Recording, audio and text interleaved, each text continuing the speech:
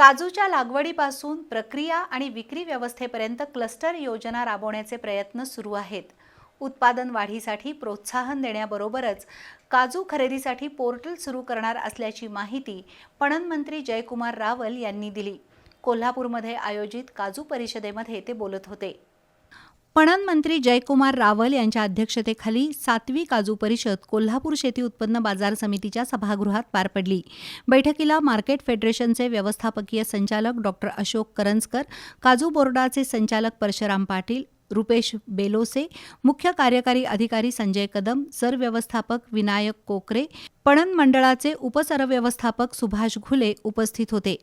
काजू उत्पादक शेतकरी, प्रक्रिया, उद्योजक आणि सहकारी संस्थांची मूल्यवर्धित साखळी निर्माण होणं आवश्यक आहे. काजू रोप लागवडीला गती देणं, स्वयंचलित प्रक्रिया प्रकल्प उभारणं, गोदाम क्षमता वाढवणं आणि काजू विक्रीसाठी बाजारपेठेत योग्य दर मिळण्यासाठी प्रयत्न केले जाणार आहेत.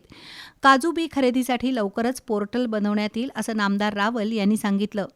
चंदगड तालुक्यातील हलकर्णी इथं काजू बोर्डासाठी 36 एकर जागा खरेदी करण्यास शासनानं मान्यता दिल्याचंही त्यांनी सांगितलं.